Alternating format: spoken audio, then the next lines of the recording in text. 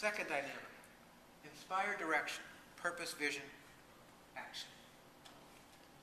Now, most people think that vision should come before purpose. And it might.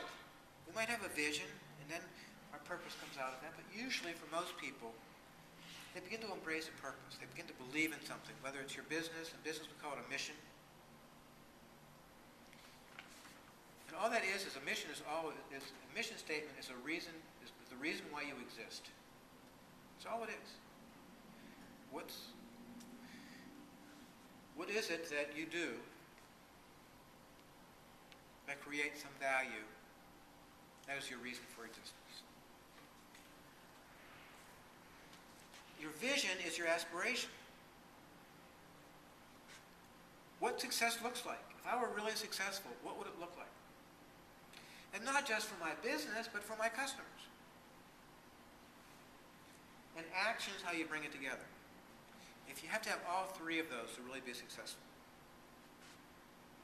If you're missing one of them, then something is not going to be reaching its fruition, especially the action part. Because action is the thing that drives it. So embracing a purpose, creating a vision, and putting your purpose in motion. And on our website, we have different kinds. We have, I don't know if you know how many different kinds of potential purposes. We have also create your own. Same thing with the values. If you have a value or a purpose up there that's not there, we have a card where you can actually put it in.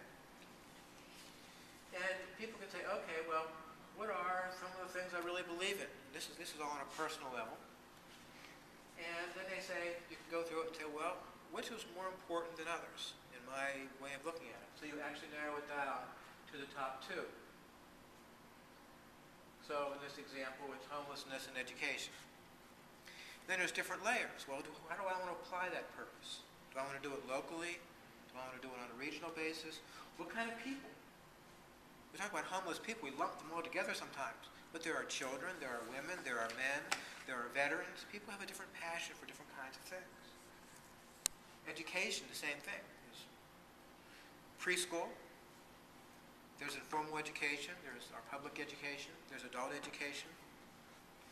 Special education. The idea is, how do you then narrow that down to really find out what you want to do? Then we connect people with a website called Volunteer Match. People can then go and take that and see how it connects with local or national organizations. Spirituality. Interesting word here, applying spirituality. Spirituality without the application has no value. I could feel really spiritual. I could be a monk. I could do a lot of praying. I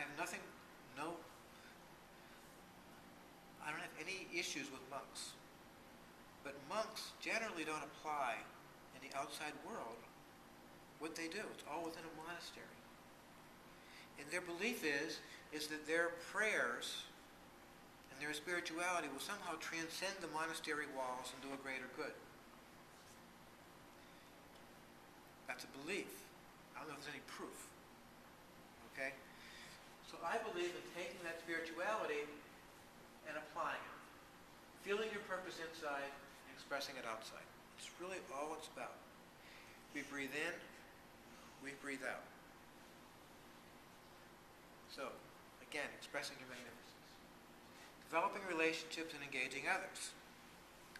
As I said before, the most precious things I believe that we have. So, how do you strengthen and rejuvenate relationships? Engage, have partnerships that are really meaningful, and build resources. Now, here's an interesting thing about relationships. I have seen, and you've probably seen, innumerable relationships sacrificed on the altar of being right. Right? Yeah. Okay? People don't try to solve a problem or figure out how to bridge the gaps. It's more important to be right. And I'm right, and all of a sudden I don't have a friend anymore. So, over an argument which is momentary, I may have sacrificed something which was really valuable. And so, when we talk about relationships, it's really, really important. And when that happens, because we all do it, myself included, you get into an argument, maybe it's with my son, okay? And he's 23, and it's hard to take off the parent hat. Okay? My mother, I think, never treated me more like I graduated from 6th grade. You know, it was always like, okay, did you eat your vegetables today? Okay. So my point is that you can always go back and apologize and mend fences. But sometimes a lot of people, they're so intent on being right, and they're so prideful, they let that get in the way of really restoring that relationship and rejuvenating it and bringing it back. And it's a huge mistake. Think about parents and their children whose relationship has been severed. They don't talk to each other anymore. I mean, it's just really very sad. And it's the same thing in business with customers. Those relationships are really important.